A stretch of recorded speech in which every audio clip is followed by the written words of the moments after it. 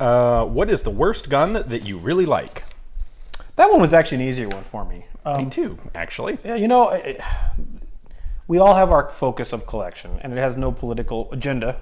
I happen to have a couple more German guns than not, and you have a lot of French guns, just because it's a historical interest. It's not the Gewehr 88. Really? The commission rifle. Huh. We took it to one of the World War I matches, and I thought this was going to be just an atrocity, and it turned out to be handled pretty well. Okay. If it wasn't, I mean, obviously it has a problem with the gas system. If you have a case issue, you're going to eat the gas. And When you say gas system, you mean like if a case Excuse bursts. me. Yeah. I should say gas escape or cartridge head case separation. Yeah. Mitigation of a gas event. Right. Let's beat it that way. It doesn't deal with that well. The sights, of course, have the typical problem of being sighted out to like 1,500 meters or whatever. But in terms of handling and just the history of the rifle, and it being, you know, this World War I rifle that existed before World War I and then converted and hacked, I think it's interesting because it really was a hack. Yeah. To hack it into something that, and when they were done hacking on it, they had turned it into something that was very functionally equivalent to a Gewehr 98. Okay. Very close. And so since as long as you use the right ammunition, I found it very surprising to me that they were able to take this old thing and turn it into a viable rifle, and that it still works pretty well. But it's not a good rifle. Right. And that's the reason I would say it's the worst gun that I kind of like. I thought maybe you were going to say the C96. I don't like the C96, actually. Okay. Yeah. I have it, and I use it. It's not good for anything. I'm uncomfortable with C96s. They just always seem like they're ready to explode. They really are. It's kind of a dangerous design. Yeah. So no, but I'd say the Gewehr 88, especially in the 1914 conversion guys. You probably know what I'm going to say. Go. The Chauchat. Oh, the Chauchat. Yeah, but is that not what you were expecting? Nah, I wasn't sure. I knew it'd be French, but I didn't. Okay, you just don't have one.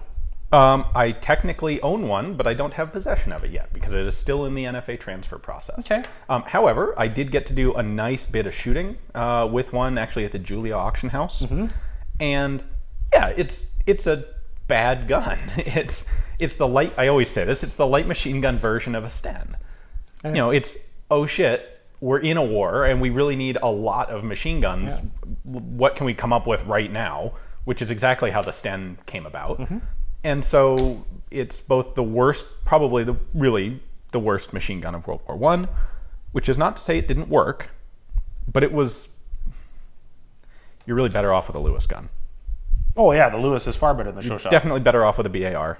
Yeah, what about the Benet Merci?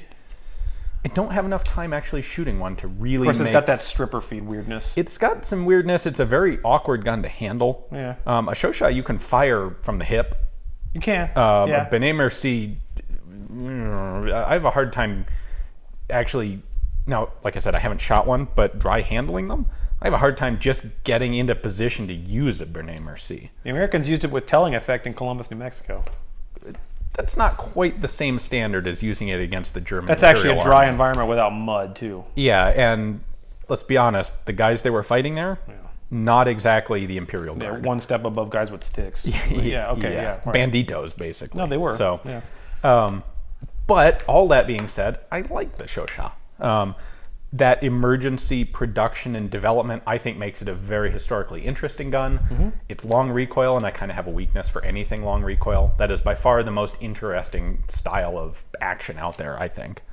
But yeah, that makes it hard to shoot because I don't know if we've talked about it much, but it's something I know we've discussed between us. The idea of just the harmonics of a gun, a full auto gun, and how it's not, controllability is not just a function of rate of fire.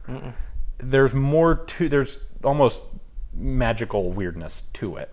And the Chauchat manages to have a low rate of fire, but the harmonics of the bolt and the barrel going back and forth time perfectly with the firing sequence to pretty much guarantee that you can't hit things well. That gun just bounces. So it's the inverse goal. It's literally time to make it worse. Kind of. Probably not deliberately. Yeah. But for a gun that shoots literally at, I mean, you can fire semi-auto as fast as that thing fires full auto. Got like a 400 round per minute? 400, maybe 450. Yeah, you could fire a semi-automatic at that speed. Chug. Yeah. For a gun that doesn't even have to be a machine gun, it sure is hard to shoot well. But I like it. I have a weakness for that thing. It's interesting. Our answers are actually not that different, although our end goal is. Yeah. I I said the Gewehr 88 commission rifle, especially in its modernized iterations, because it was an example of, first of all, a commission actually doing something fairly right, which is unusual, but then actually modernizing a design to make it better. Yeah. They actually made that gun better. Yes. And they made it substantially better. And they made it viable. And so I see that as an example of good engineering and hacking, because it was hacking, in a expedient environment where we're like, oh God, we need this to make a better gun. Yeah. And you're saying almost the same thing. Pretty much the same thing. Except they made a gun that was, oh God, this is awful. You know, an interesting side note about the Chauchat is Louis Chauchat, the primary designer, it actually killed him. I didn't know that. He spent so much time doing firing trials in claustrophobic contained areas, inhaling all sorts of noxious powder fumes. Really? It killed him. 1917, he died. Wow. Yeah. He was one of the 3 guys who designed the 1917 self-loader, but he had no part in the 1918 upgrade because he wasn't around at that point. And that was the reason? Yeah. Yeah, it destroyed his health. So he actually is a war casualty. Because he was a designer designing for the cause. Absolutely. The French cause. And he died doing what he was trying to do, which was to make a better gun for his soldiers. Or for their soldiers, I should say. Yeah. That's pretty noble. It is. That's sad. But I didn't know that. Yeah. Interesting. Moving on. Michael says Roland-special style pistol setups are making micro comps popular on carry pieces. What are your thoughts and or experience with them? Are they viable? I want to answer this, but I can't yet because I just started dealing with a Roland-special type gun design. Now, you shot a red dot for a while, although you didn't shoot with a comp. Right. I've never shot a comped pistol. You shot it with an RMR. Yeah. And you shot it without a comp. And you saw an improvement in terms of your ability to do better with it because of the red dot. Yes. The gun that I'm working with now has a Delta Point Pro because we found the RMR to be not all that reliable based on the G-forces applied to it on a cyclic of a bolt. Right, it wasn't designed to be on a pistol slide. No, the Delta Point Pro seems to do better. Yep. Now, the one I'm dealing with and now carrying and shooting at matches, I am seeing a noticeable effect on my ability to engage and hit targets faster, but more importantly, further away with better accuracy. Yeah. And that one is currently not comped. However, I just got a barrel, actually, from Faxon. Our buddies at Faxon, cool. They're just starting with pistol barrels. It's a threaded, and I am working to put a comp on it. Okay. So I plan to give an overall review and result, tested and tried by timed matches, with and without the comp. Okay. Now, Russell Fagan, who you know, Sinister Rifleman, has been shooting these for much longer than I, and we are new to the Roland-special game. This has been around a while, and we know Chuck, actually through primary and secondary, who is Roland of the Roland-special. And the comp is there for a reason, and that Fagan, for example, explained that he tested it, and he saw a 30% plus reduction in recoil in terms of mitigation of not reduction of recoil, but in terms of muzzle flip. And therefore, one of the things that is not obvious with a red dot, and I'd like to know if you think the same way, it's counterintuitive in that you actually shoot it and handle it differently than you do an iron-sighted pistol. It will not, if you're not a good pistol shooter with irons, you will not immediately be a better pistol shooter with a red dot. Yes, I agree with that. And the red dot requires different training than you would with the iron. So for example, the red dot, you death grip it, get down on it, push these hands together, and what you want to do is fight the muzzle flip in a way that you can retain the red dot throughout the entire course of fire. When the gun flips like this and you lose the red dot, you now have to reacquire it. If you can keep that dot in your sight picture while you're engaging targets, that's paramount to getting the advantage out of the red dot. That makes sense. And any reduction of muzzle flip would allow you to have better recovery and or keeping the red dot in your sight picture during a duration of fire. Okay. So I'm going to think and guess that even a 30% reduction would be a huge improvement to a red dot enhanced pistol. That makes sense. Well, it may not be an enhancement to an iron-sighted pistol to the same accord. Right, because that specific element isn't as important. Exactly. Yeah. So this ability to keep that sight picture. So the Delta Point Pro has a bigger field of view in terms of a bigger piece of glass, therefore easier to find the dots. And if the comp reduces the recoil like I'm being told it does, it will make it even better to use it more effectively, although I'm seeing a benefit already without the comp. Okay. And I really can't add anything to this because not only have I never used a Roland-special style of comp, I've never even I don't think I've shot a ported handgun ever. It's kind of weird. That's odd, actually. Yeah. So I guess I would say stay tuned because we are going to address that exact topic on InRange with my gun at some point. And if it works well on yours, I may throw one on mine too. I have to say, I'm initially biased against compensators in general because they're generally obnoxious. I don't know that you will see that's I've been around Roland-specials being fired, and it doesn't have that level of obnoxious because the amount of gas that's coming out of a standard 9mm load isn't enough to turn it into that skull shatteringness that the 5.56 is. Yeah, it just helps with the recoil. So now there's also weight on the end of the barrel, which will help with muzzle flip, but also gas redirection. So I don't think you get that level of ear shattering, brain shattering, kidney stone breaking thing that you get from an AR. So I think we'll find out, and you're going to be around mine with a break on it. Yeah, and we'll find out over time. So I guess stay tuned. BRWaldo says, with the recent developments in passive exoskeletons, what future use do you see for passive and active exoskeletons and maybe even power armor? I think it's right around the corner. Sure. I think it's close. I think we're going to see. We're already seeing it. In very experimental. The problem is power. Right. There's already video of exoskeletons and power armor that's working. The problem is the power source. The problem is the cable connecting the dude to the wall socket. No, exactly. So I think we're going to see an initial adaptation of it, not all that different than Aliens. Okay. The power lifters walking around, moving stuff around. Yeah. No back injury. The ability to, as a human being, to pick up very large, heavy things, although maybe tethered. Right. When that tether breaks, which it will, it's going to be in combat like that. Special Forces guys will be using it in places that lurpers, going for long-range reconnaissance patrols, or carrying massive amounts of gear, or putting on armor that they normally couldn't have used normally because it was too much for a normal human to wear. You may even see it in logistical use before combat use. Yes. Those loader dudes, bomb loaders onto airplanes, if you can get rid of... That's Aliens too, by the way. Remember in Aliens, they're putting the rockets into the... Yeah. Sci-fi, good sci-fi, especially cyberpunk sci-fi, really is that 20 minutes into the future. Yeah. We have, for example, Star Trek.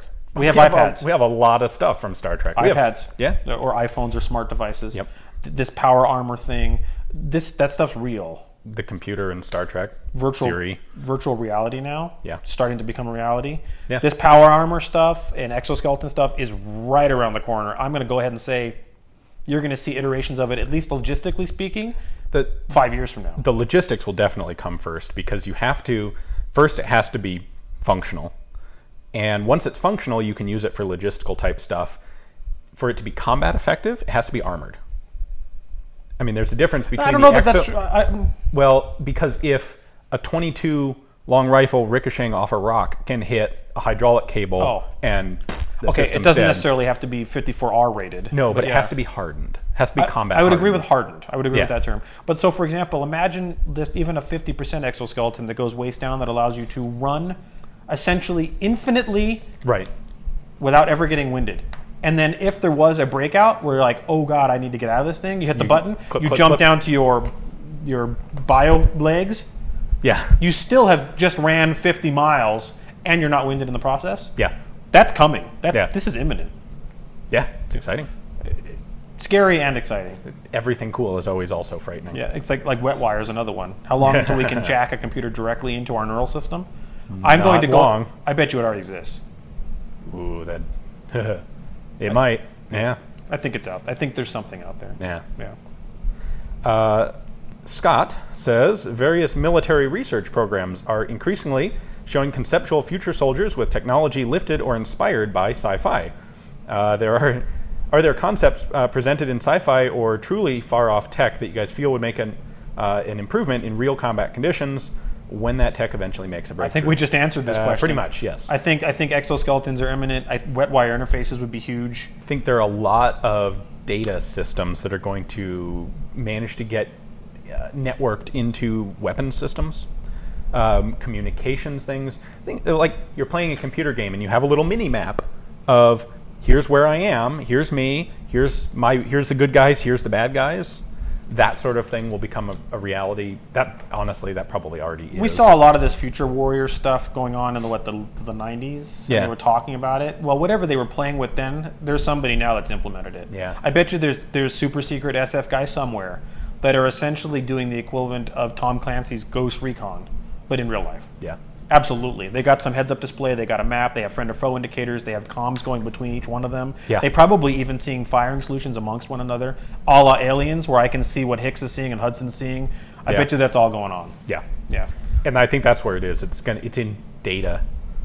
is... The weapon system, maybe not, but the data flow communications Right. and ability to actually transmit location of not only yourself, but friend and foe, Yep. changes everything. If you get... Classic thing, the fog of war. Well, what if you get rid of the fog of war? That's what they're trying to do. Exactly. And actually, there are historical examples of this going back to World War II. Germans had comms on their tanks and Russians didn't. Right? Yeah. Huge difference. The French didn't either. And that was Yeah. well, actually, the French is a better example. When in 1940, when the Blitzkrieg, for that term, attacked the French didn't have the comms the Germans did. Right. The German tanks weren't better, No, in fact, the German tanks were generally worse. but what they had was data. They were better organized and they had much better communications. That matters more. Yeah. Paul says, what was the most interesting thing you learned on your recent trip to Finland? I Interesting. learned that I like mustard herring. The ABBA mustard herring. If you had named after that crappy band, remember? if you had told me, here's mustard herring, I'd be like, I want nothing to do with this. I don't even want to be in the vicinity of something called mustard herring. But no, it turns out it's That stuff is quite awesome. good. Yeah. Yeah. People got mad at me for calling ABBA crappy. Oh well. You know what I learned? I think mine's a little bit more esoteric. How much Finland and Finnish people are like Americans Yeah. in a good way. The good American thing. Like, Yeah. I mean, in that what I meant by this, it's a fairly large country that's not densely populated. Therefore, there were areas to go to that were rural and open, much like Arizona, although Yep. obviously biologically different Yeah. or geographically different. But that sense of not being just crammed in wasn't there. When I've gone to Europe, that's like one of the defining characteristics of Europe is space is at a premium. Yes. Things have been built for hundreds of years in the same area, and so everything gets compacted and tightened. And you see it if you go into like a bathroom in a restaurant in Europe, it's going to be the size of an airplane bathroom. Whereas here we have bathrooms in American restaurants the size of a small flat in Europe. Yeah. And that was something that just was totally absent from Finland. You're right. And I hope our Finnish friends take this the right way, or I could say it the other way. How much Americans are like Finns. You could say it the other way around. So the point, what I mean like this is, it was like super cool people. I mean, absolutely cool people. I didn't meet a person that wasn't nice. Not on our entire can't trip. remember any. Even strangers. Yeah. And let's go shooting, and then when we're done, we'll go have a drink. I mean, that sounds like a quintessentially American day, and we had days like that in Finland. Yeah. And so it was an awesome experience. I loved what I saw. I loved the people we dealt with. I love our Varasteleka friends, obviously. But the thing that was most interesting to me is how not foreign Yeah. it felt. Didn't hurt that they all speak English. Oh, perfect English. Better English than we have here in Arizona. Yeah. No, but one other interesting thing that I had not known about, interesting land use. this is very laws. cool. Yeah, so this is very cool. Here in Arizona and in much of the United States, we have a lot of, in the eastern half of the U.S., like all the land is private. Someone owns it, and you have to have their permission to go on their land. And then we also have some public lands, which better phrasing would be government-owned lands, and you have various things that you're allowed to do there.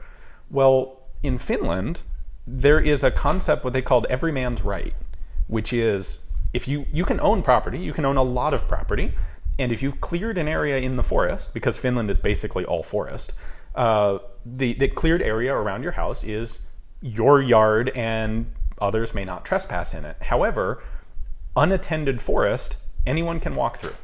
They can't hunt, and they can't start fires. But they can camp. But they can camp, they can walk through it, and you can't prevent them from doing it.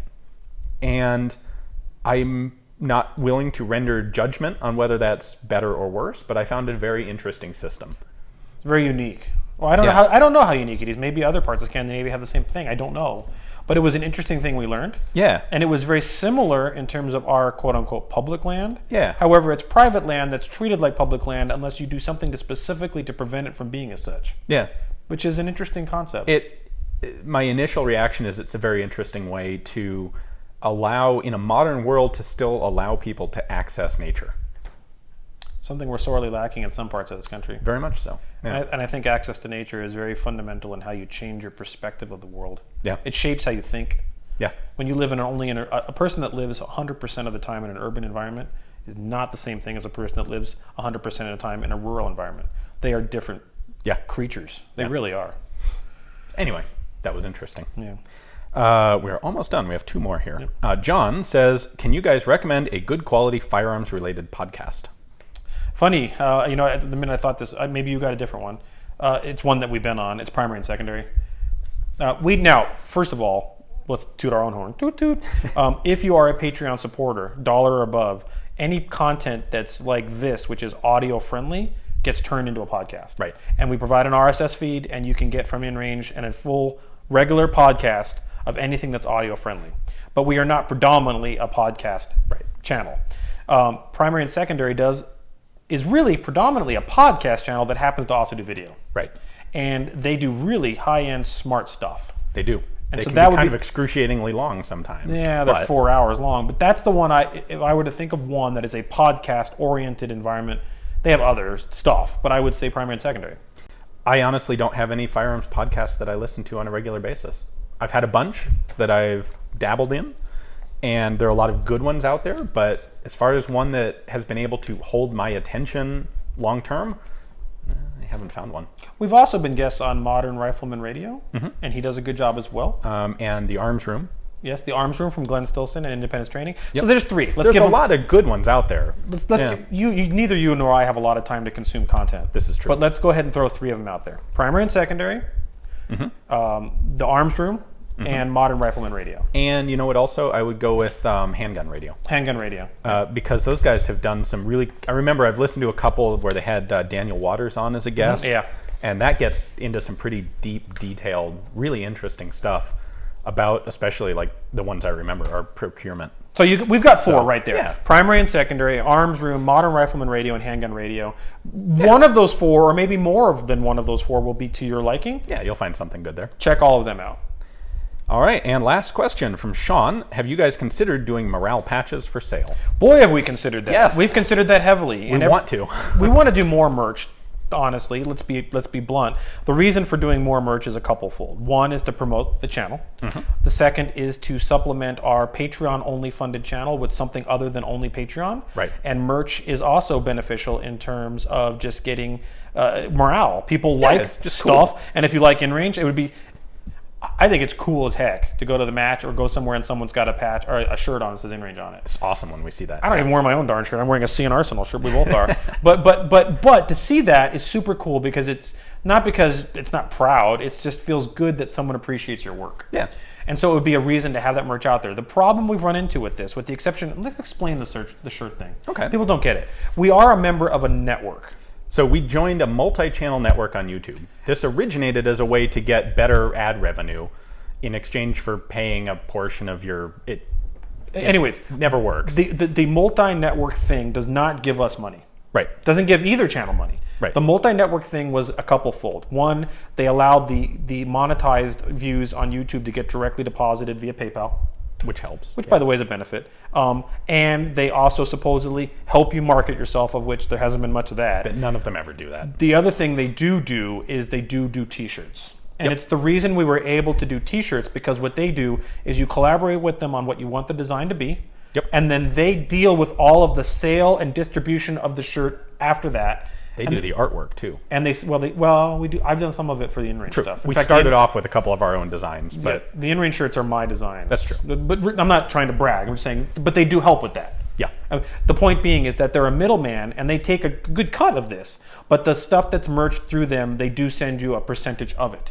Yeah, and it's not a bad chunk. What that leaves us out of time-wise is I don't have to sit there and go, Bob ordered, Joe ordered, Frank ordered, Danielle ordered, and then have to go, okay, these shirts, they ordered these. Now I got to go to stamps.com and do this. Yeah, we're not doing fulfillment. I'm not doing fulfillment, and that is not time. I'll be honest. With all the stuff going on between us, there isn't time to do that. Yeah. And so this multi-network thing does not give us one red herring cent of any views. There's been people that have accused us of that. Oh, really? Yeah, because we demonetized InRange. They're like, oh, you're a multi-network thing. You're making money off of that. Nope. Oh, no, we're the not. multi-network thing makes zero cents. All they do is help and collaborate. Literally, the only reason that we joined an MCN was because they would do merchandise. That was the reason. That was they literally would do the reason. T-shirts. Yeah. They were like, wait, you'll do the T-shirts and distribute them? So that's the multi-network thing. So, but they don't yet do morale patches. We're poking them. Yep. What it's going to take for us to get morale patches, hats, shoes. Hats they have. Well, they have hats. Baseball caps. We need to make sure we have an in-range one. I know we have a Forgotten Weapons one. We don't have an in-range one. We'll get on that. Body pillows, whatever. They're also doing posters now. Just went Blue Air Pest body pillows. Yeah, I'm going to definitely go past that one. All of the specialty shirts that we've done, which so far have been Forgotten Weapons ones. We are working on one for the in-range. artwork for those is all available as posters, and we have a whole series of shirts planned that are coming for in-range, and those are also going to be available as posters, which are pretty cool. They're going to be bitchin'. As soon as we can get them to also do patches, then we'll have patches. Because otherwise we end up with one of us with a giant box of patches, and every day you check the thing and then mail a bunch. We just don't have complaints about why haven't I got mine yet because I haven't got to the mailbox yet and all that stuff. So what we need for merch is someone who works as an intermediary, of which we are glad to let them take a haircut on it. Yeah, absolutely. And be part of that. They should earn they're earning their money by just being a distributor and a middleman. Yep. But we would love to have merch that doesn't include you or I having to ship the stuff and fulfill it. And by the way, at this point, the merch has to go through that multi-channel network simply because they do all of the other merchandise, and I don't want to try and deal with trying to send you guys to 2 different stores. Which I want to have everything in one place. So it is really funny though with the multi-channel network when we started doing in April when you and I talked and we're like, okay, screw the old media, I'm demonetizing this thing, and now we super demonetize by turning off AdSense entirely. But I'm like, what are they going to do when they go, your income this month was 0.00?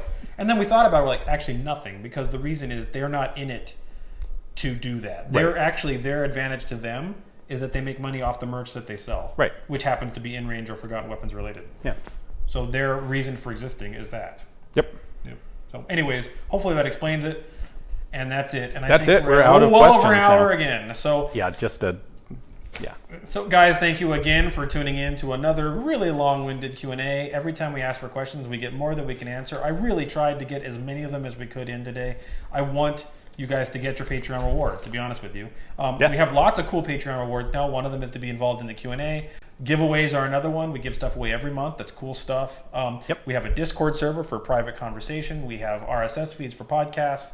And now we even have a really epic one of me doing special tours of Tombstone if you're at that level. And you left out the Google Hangout. Oh, we also. If you didn't get a question answered here, join the Hangout and ask us live. The first one is set up for the end of this month. Is at the $10 level. Yes. And that one you will be involved in this one, the first one. Yep. Sometimes it'll only be me. Sometimes it'll be both of us, depending on travel. Yep. Or maybe it could even be just you if I was traveling. It's possible. Yeah, absolutely. But the InRange Google Hangout, we will get on there with you guys and we will record that for people who can't attend it. Yep. It will not. And you can sit there and just hang out with us. And that is a more free-form environment. Yeah. And I would be willing to talk about stuff we wouldn't talk about here. Yeah. So those are all perks of Patreon. If you happen to be a Patreon supporter already, thank you. If you're not, please consider doing as such. There's a whole variety of perks there that you can consider what level you want to be at. If you can't do that, subscribe to the channel on YouTube, Facebook, and Full30. And maybe Minds.com that's coming again. And more importantly, we cannot depend on the algorithms. Share this stuff with your friends. We depend on you to share this content so we get more subscribers. More subscribers means more eyeballs, means potentially more supporters, means maybe more InRange lasting forever and ever. Amen. So thanks again. Tune in for the next one.